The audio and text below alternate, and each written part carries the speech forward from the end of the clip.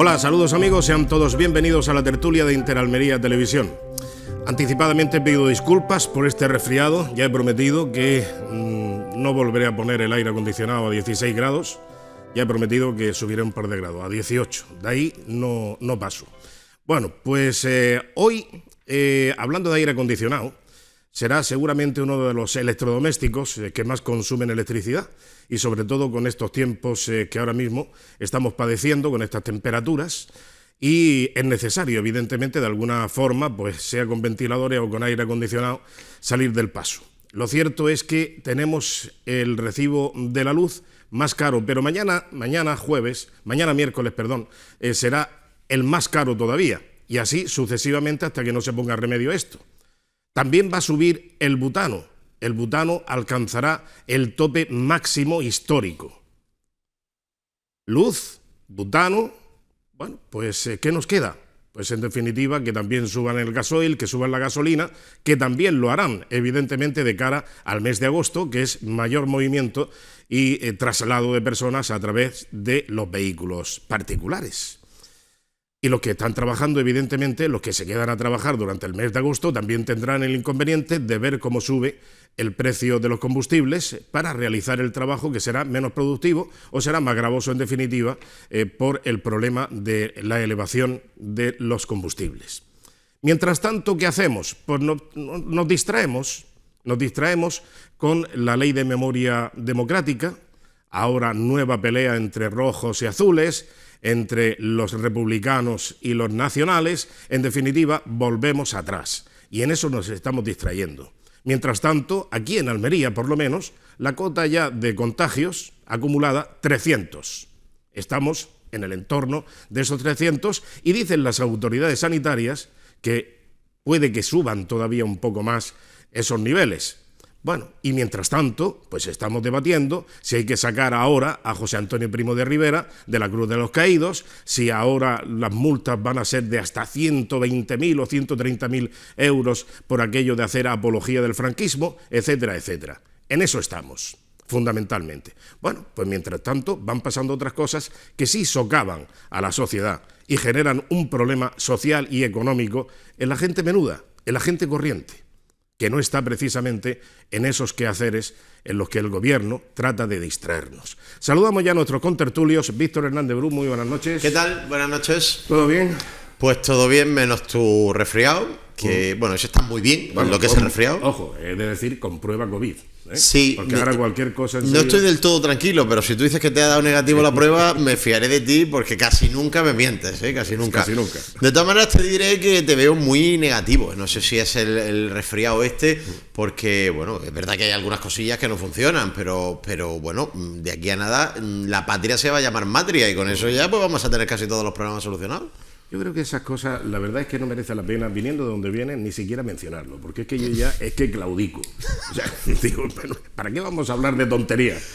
Porque es que estos son tonterías. Son magníficos en general. Es decir, el otro día se muere Pilar Bardén, y bueno, pues hemos tenido noticia que ha estado siendo cuidada hasta sus últimos días en uno de los hospitales privados más prestigiosos del mundo. Esta señora que nos ha dado lecciones de sanidad pública, de educación pública, de comunismo. Es decir, es que son magníficos, es decir, al final vienen a darnos lecciones de todo quienes no han construido absolutamente nada en su vida y quienes han dedicado su vida entera a hacer justo lo contrario de lo que han predicado.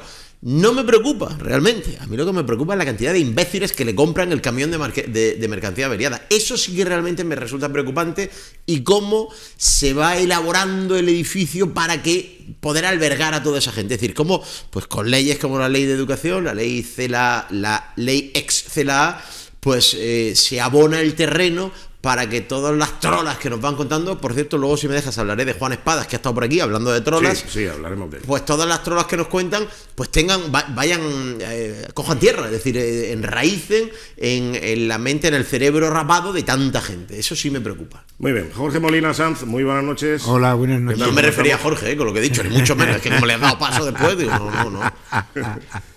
Me tendrá que dar paso en algún momento. Pero es que no me ha gustado el momento, ¿verdad? No lo tenía que decir.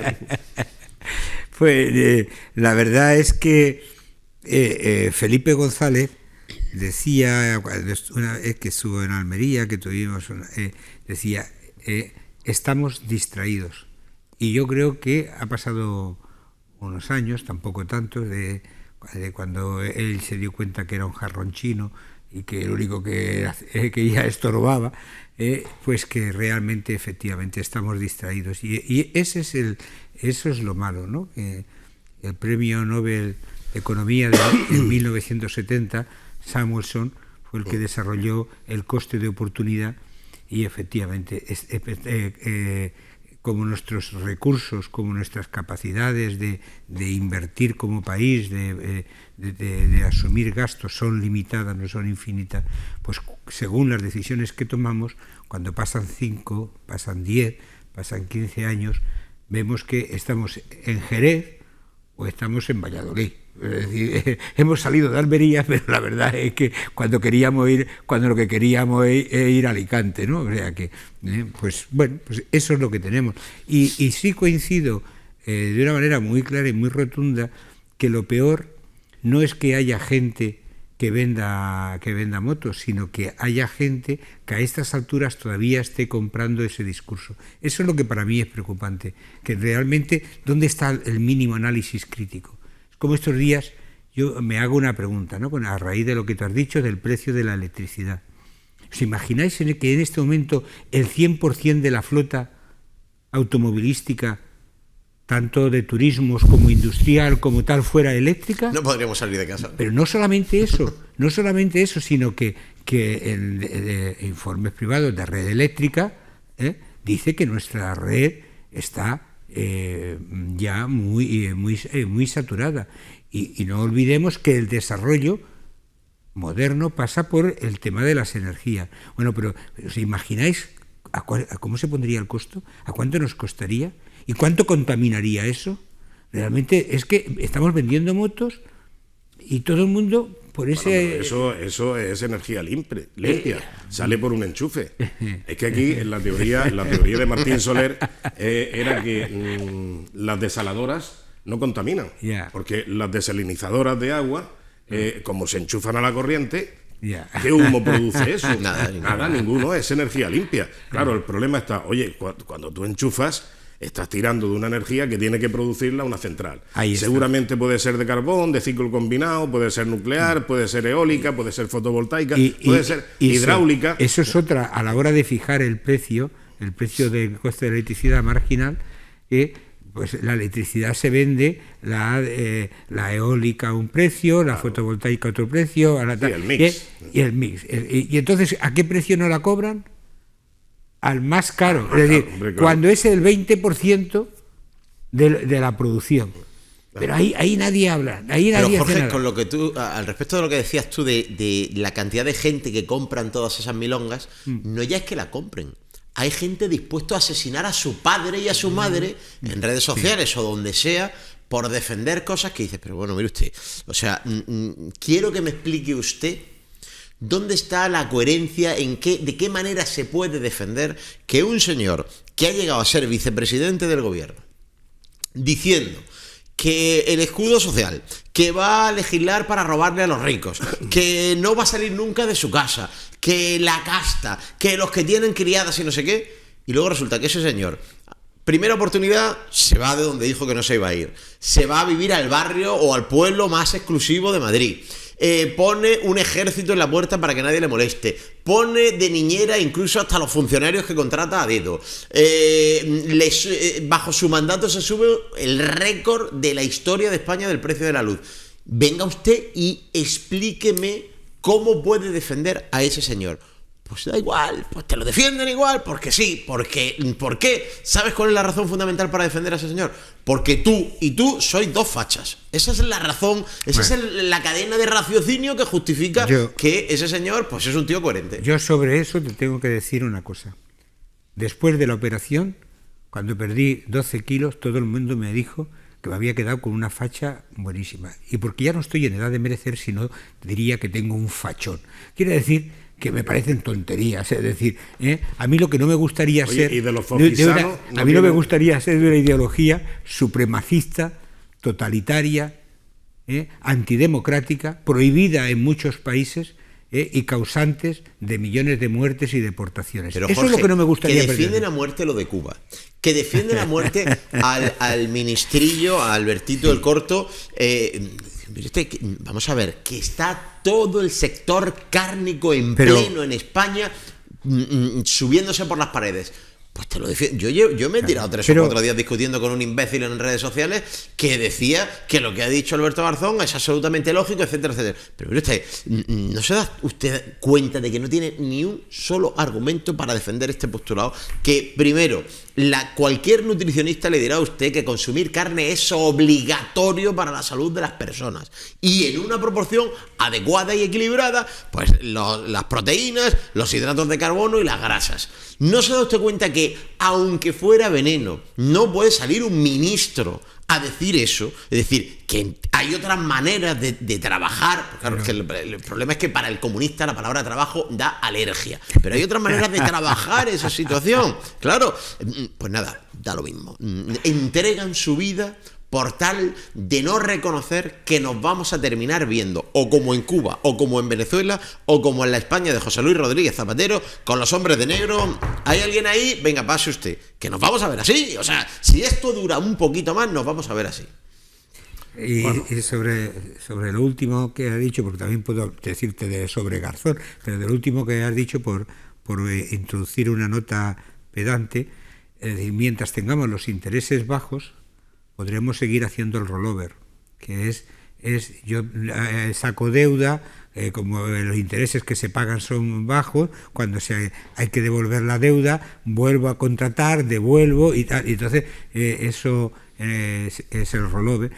Pero imaginémonos cuando haya un cambio de ciclo y los tipos de intereses suban, porque los tipos de interés que estamos viviendo en este momento es inédito. O sea, ¿cómo nos vamos a encontrar con un crecimiento que ya está del orden del 120% del PIB de deuda, pagando además intereses altos? Es decir, que pasa que eso, claro, no llega absolutamente y no le interesa absolutamente a la gente, pero nos estamos hipotecando y además por encima del precio que podemos pagar por la hipoteca. Con lo cual, que algún día nos quieran embargar la vivienda, puede estar dentro de lo que... Pero tú sabes muy bien, y los causantes de esa situación también saben muy bien cuál es la solución. La solución es que cuando te hayas cargado el sistema, te vas como hizo Zapatero y ya vendrá alguien a arreglarlo. ¿Y quién viene a arreglarlo? El que tiene que apretar cinturones, el que tiene que pedir favores o limosnas en Europa, etcétera, etcétera. Es que esto es un turno, es decir, esto es como el turno político de partidos de la Restauración, pero en economía. Es decir, yo me cargo la economía y me voy y ya vendrá otro a arreglarlo con medidas impopulares para que cuando la gente esté cansada de medidas impopulares, llego yo de nuevo como salvador de la patria. Es que no es la primera vez ni la segunda vez que pasa en los últimos 40 años. No, es un ciclo. Y además es un ciclo que además es irrefutable. Se puede opinar sobre eso, pero no se puede decir que no es cierto, que efectivamente ha habido 2 grandes ciclos, que fue como dejó Felipe González el país. ¿He dicho turno de partidos de la República o de la Restauración? Es que ahora me estoy quedando que no sé si he dicho... De la Revolución. Bueno, me refería a Restauración, que no sé ya ni lo que he dicho. Pero es que se me ha quedado el eco aquí, digo, algo he dicho raro. Bueno, da igual. Ya, bueno, sí. Da lo mismo. El caso es que Felipe González pues dejó en manos de José María Aznar una situación que, bueno, tuvo esos momentos impopulares para reciclar, para en definitiva sacar un poco la cabeza económica y socialmente.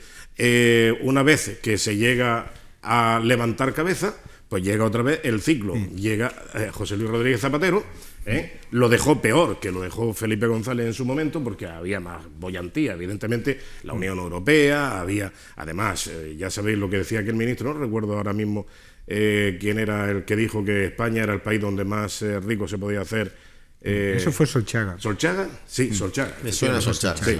Bueno, pues efectivamente, se hicieron ricos más de uno y más de dos los que estaban en ese entorno. Entre ellos Solchaga. Entre ellos Solchaga.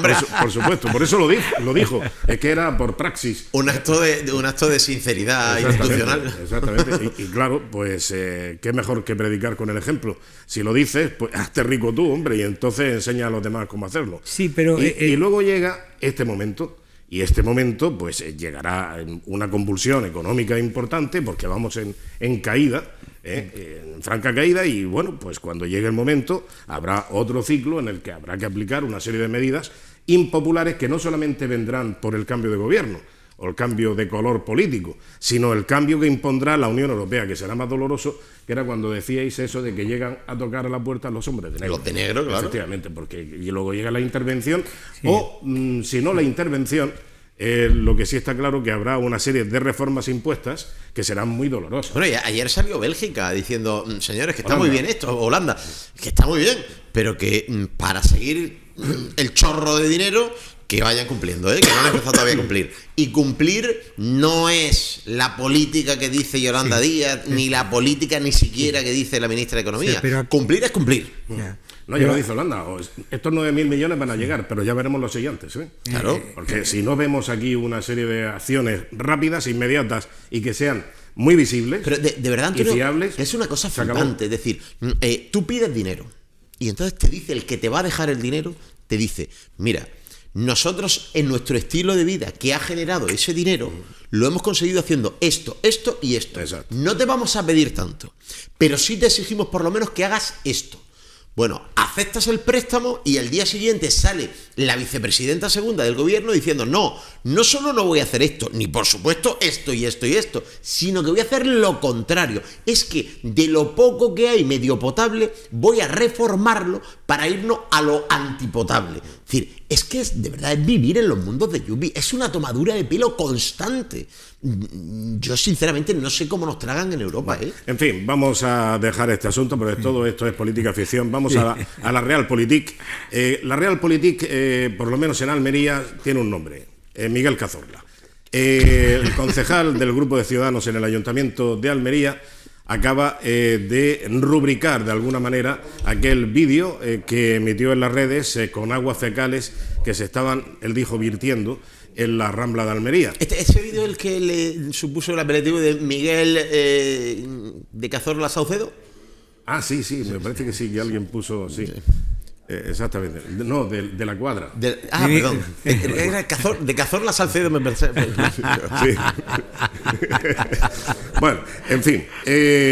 Vamos a ver por qué Miguel Cazorla trata de solicitar al Ayuntamiento de Almería que se arreglen las pestes que hay a la salida de la Rambla, que como saben ustedes, pues esto es un asunto que no se ha resuelto. Y yo no sé por qué no se resuelve, porque me parece que hay tecnología suficiente como para poder arreglarlo. Pero vamos a escuchar lo que decía Miguel Cazorla, el concejal del Grupo Ciudadanos en el Ayuntamiento de Almería, sobre este problema que hay en la Rambla.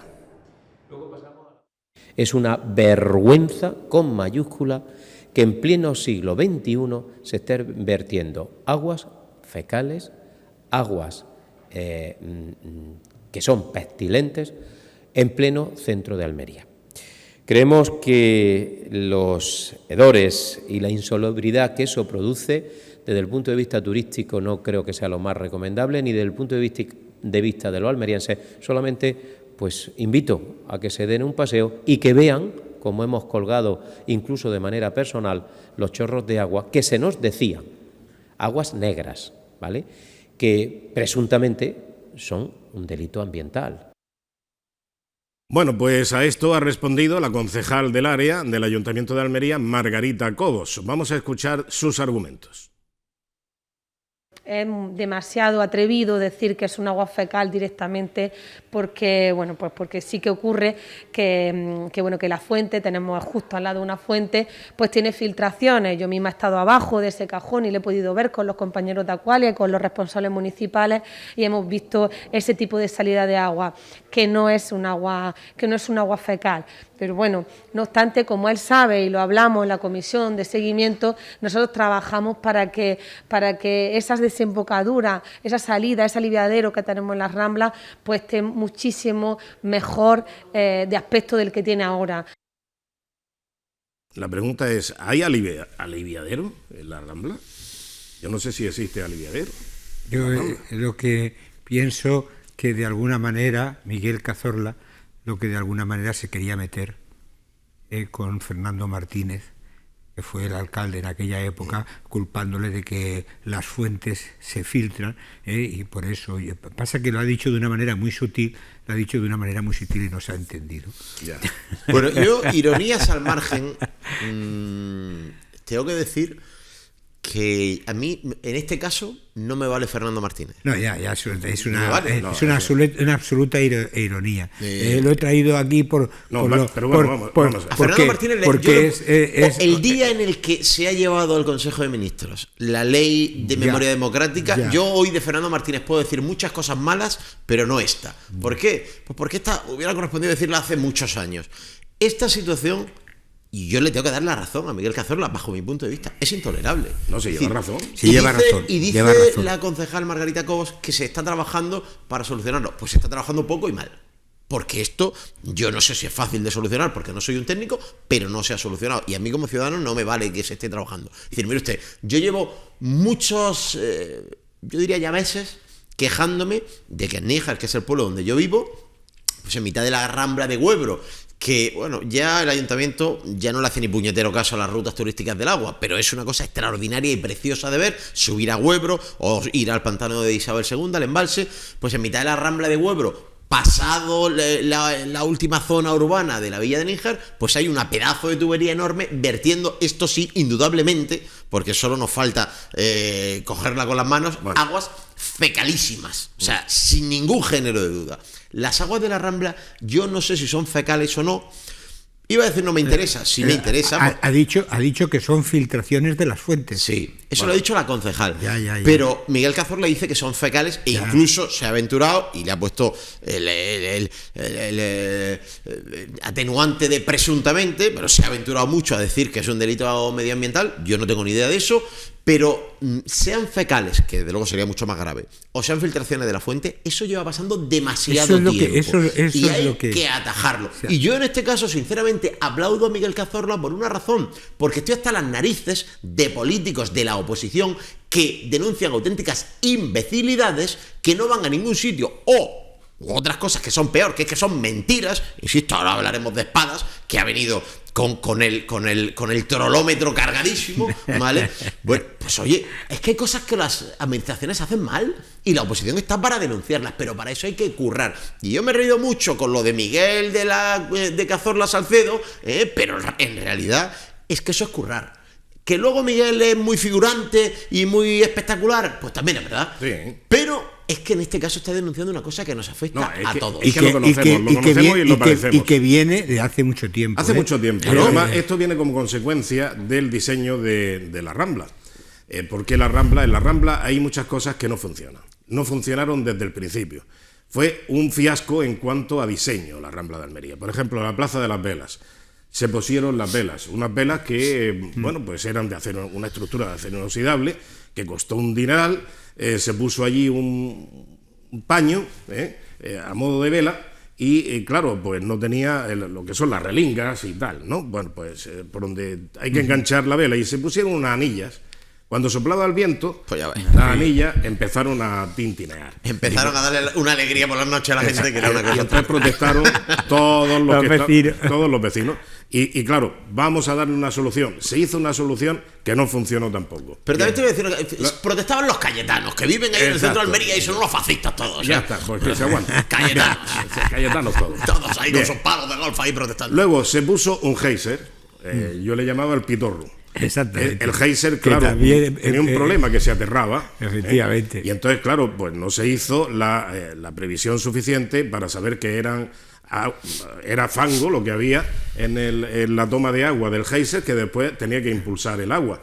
Aparte de que cuando venía Levante, estaba entonces Nono Amate de presidente de la autoridad portuaria, y claro, una de las quejas que expuso, más significativa y más notable, y que recuerda la historia reciente de Almería, era que mojaban a los coches que estaban aparcados junto al edificio de la autoridad portuaria.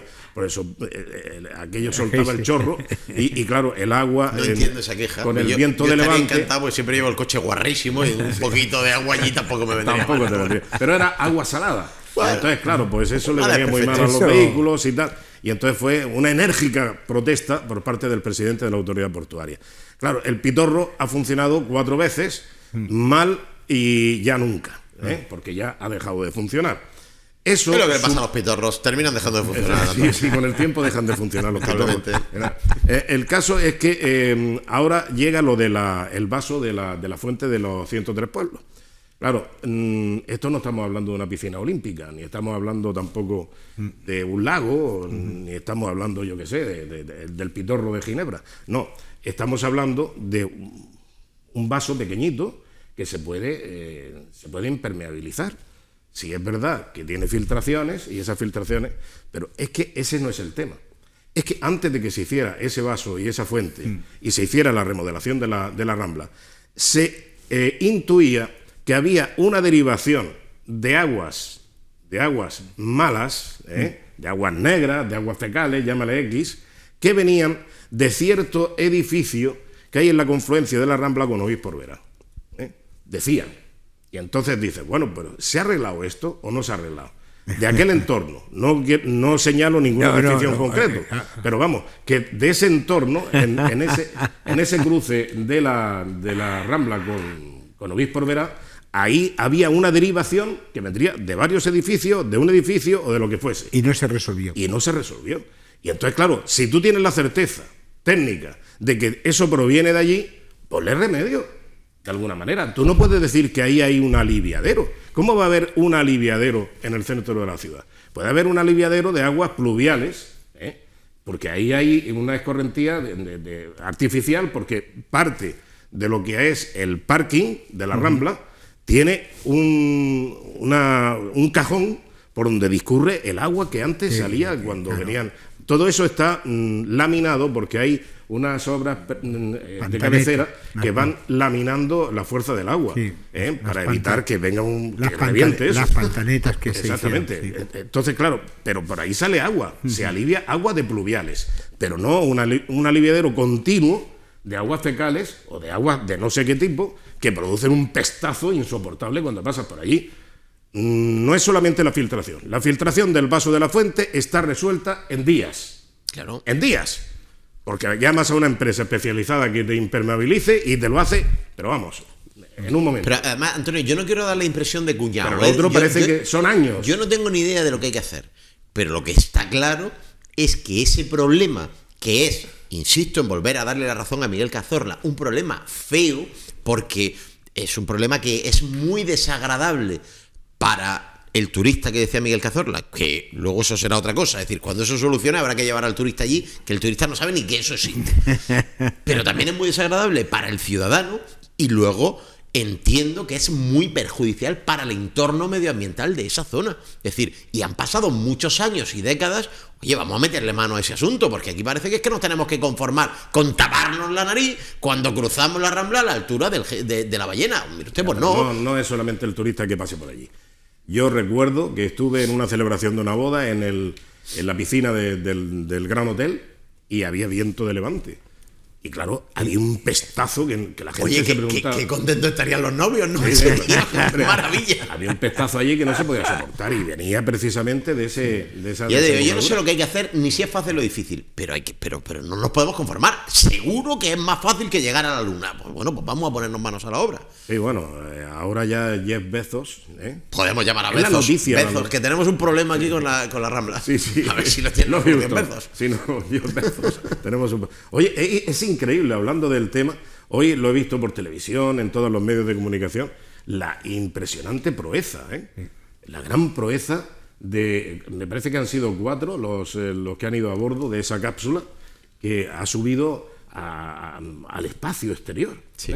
Es increíble.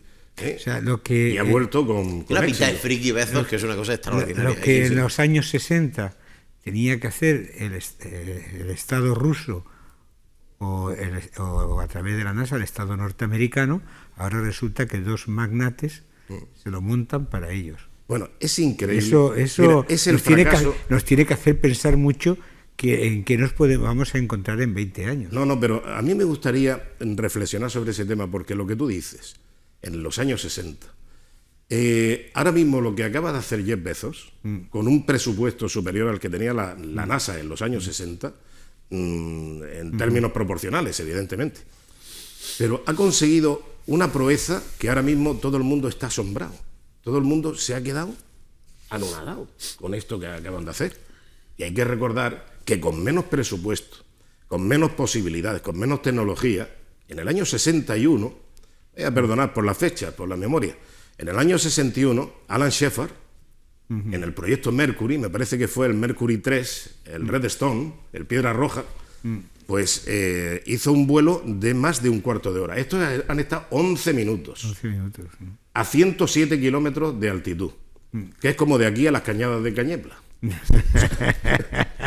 sea, que estamos hablando... Pero para arriba. Menuda proeza. Sí, pero para arriba. Es que la cañada de Cañebla también se va para arriba, pero poco menos vertical. Y queda el tercero, el Elon Musk, que también está... claro. Queda el Pero yo tercero. creo que la diferencia es que estos quieren llegar a la Luna. Esto no es, el objetivo no era lo de hoy. El objetivo de hoy es que han estado 11 minutos a 107 kilómetros de altitud, que estamos hablando prácticamente en la línea, se llama la línea de Karnan, porque es donde no hay sustentación, ya no pueden volar nada, que ya no necesitan las alas, ya es todo impulso, ya no hay sustentación. Entonces han estado 7 kilómetros por encima de la línea de Karnan, o sea que por encima de donde podría teóricamente volar el avión más supersónico. Bien, bueno, y todo esto nos remontamos a 60 años que ya se hizo y que estuvo más tiempo, Alan Shepard. Después, en el año 62, me parece que fue John Glenn, efectivamente John Glenn, el que estuvo en un vuelo semitripulado, porque el vuelo de Alan Shepard era automático. Ese era como decían de uno que decía, esto es, lo sube allí con el mono. Y le dice a fulano, no toques nada que ya se encarga el mono. No toques ningún botón. Bueno, pues ese fue prácticamente automático, pero luego ya John Glenn sí pudo hacer la reentrada. Bueno, no hay reentrada, evidentemente, prácticamente, pero ya pudo hacer, digamos, el aterrizaje más o menos manual. Estamos hablando de 60 años de diferencia y parece que se ha alcanzado una proeza tecnológica bestial, pero bueno, esto es el fracaso de la inteligencia. La gente que no conoce estas cosas no conoce nada, lo que va a conocer, pero se obnubilan con esta noticia, menudo notición, que han subido y han tenido 5 minutos de gravedad cero, que tampoco, pero bueno, en definitiva, pues ahí yo me encontraré muy bien en esas circunstancias. Pero bueno, me vengo a referir que es increíble el notición. No lo sé. Por eso que tú decías que en los años 60 ya, bueno, en los años 50 ya con el Sputnik, estamos hablando del 56. Pero bueno, ya los rusos y además con Valentina Tereshova, que fue la primera mujer. Si es que claro, los comunistas evidentemente tenían, de ahí viene la matria y la matrioska. La matria y la matrioska. Exactamente, es que hay algunas personas que le dicen, aquí y te sale otra más pequeñita y otra más pequeñita. Yo me preguntaba el otro día que si la patria se va a cambiar por la patria y la papada... Bueno, nos vamos a publicidad. Enseguida volvemos. Vamos a hacer un acertado... Después de la papada. Sí. Hacemos un breve paréntesis, creo que acertado en el tiempo. Enseguida volvemos.